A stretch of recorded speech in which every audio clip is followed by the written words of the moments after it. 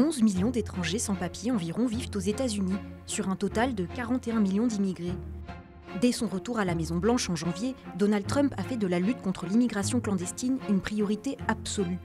Il dénonce une invasion des États-Unis par des criminels venus de l'étranger. Comme promis, son administration a multiplié les expulsions.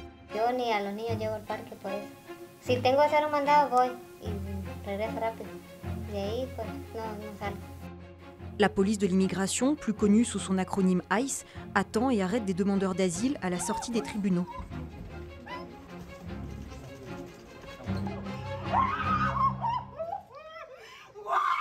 They dismissed a gentleman's case, and soon thereafter we saw ICE pick this gentleman up and take him in an unmarked vehicle by unmarked police officers. The reality is that most of these people are following some sort of law, whether it's asylum law or even showing up to court. They're here trying to do the right thing. Les agents de l'ICE ciblent aussi les hôpitaux, les magasins de bricolage, les arrêts de bus ou encore les lieux de travail. Un ouvrier est mort après avoir chuté d'un toit en tentant d'échapper à ses agents lors d'une descente dans une ferme de cannabis légal en Californie. Sin ningún récord, hacemos taxes, ellos no miran que somos buenas personas.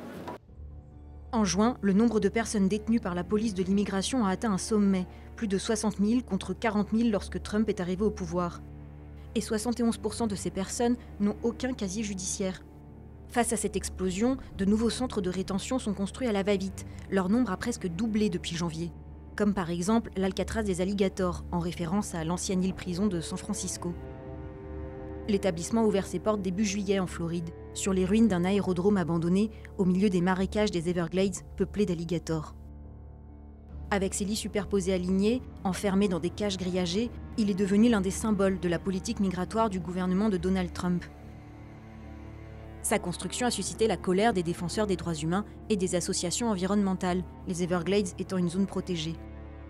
Une juge de Floride a ordonné son démantèlement, mais les autorités ont annoncé faire appel. La plupart des nouveaux centres de rétention sont gérés par des géants de l'industrie carcérale privée, secteur en pleine expansion aux États-Unis. Et les familles ne sont souvent pas informées du sort de leurs proches. Mi nombre es Jerónimo, tío de Lázaro Maldonado, quien fue secuestrado por el departamento de ICE. Desde ese momento nosotros no sabemos nada.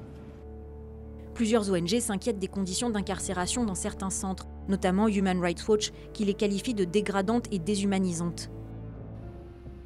En principe, les personnes détenues ont le droit, dans la plupart des cas, de présenter leur dossier devant un juge de l'immigration avant d'être expulsés. C'est ce qu'on appelle la procédure régulière. Mais l'administration Trump a trouvé un moyen de la contourner. Elle invoque une loi de 1798 sur les ennemis de l'étranger, qui jusqu'ici n'avait été utilisée qu'en temps de guerre. Selon les autorités américaines, le Venezuela mène une guerre contre les États-Unis à travers les gangs criminels. Elles ont donc expulsé des Vénézuéliens, accusés sans preuve ni procès d'appartenir à un gang, vers le Salvador, dans le centre de confinement du terrorisme, une prison de haute sécurité. How many illegal criminals are you planning on exporting to El Salvador? As many as possible. And I just asked the president, it's this massive complex that he built, jail complex. I said, can you build some more of them, please? As many as we can get out of our country that were allowed in here by incompetent Joe Biden.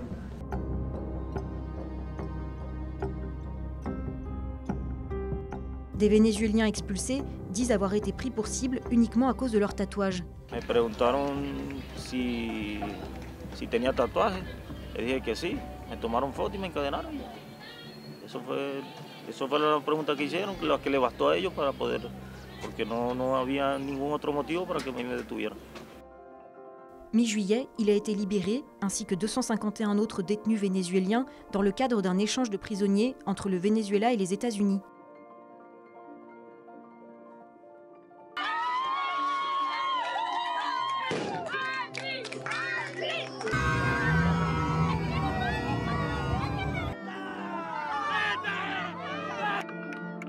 Ils ont raconté avoir vécu l'enfer dans cette prison, comme promis par les gardiens à leur arrivée.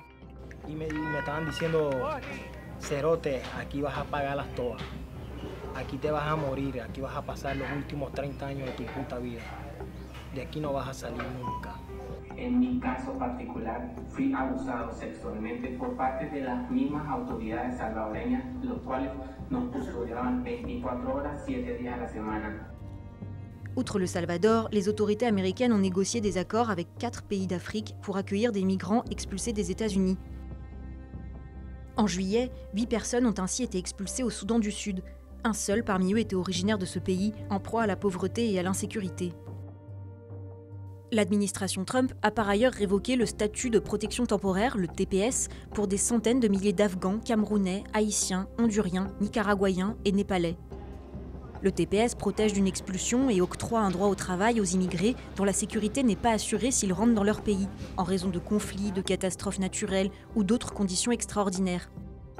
Certaines de ces révocations sont contestées devant les tribunaux. Fin août, une cour fédérale a pu provisoirement préserver le statut de 600 000 Vénézuéliens vivant aux États-Unis.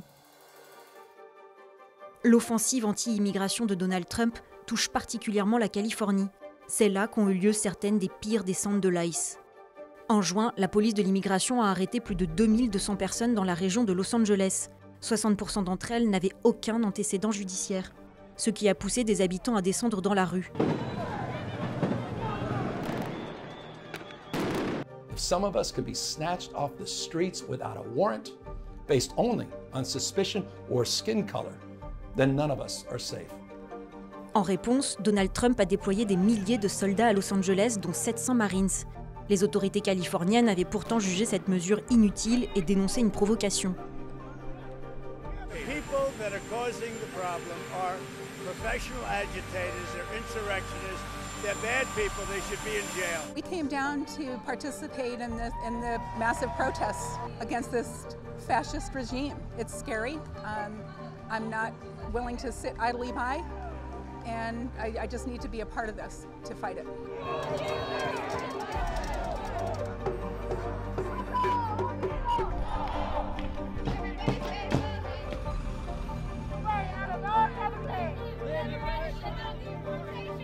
Protestations, décisions bloquées par la justice, malgré ses revers, Donald Trump ne semble pas vouloir changer de cap. Le Congrès a récemment alloué près de 30 milliards de dollars à l'ICE, notamment pour recruter des agents supplémentaires. Ayuda a nuestra gente a salir donde está.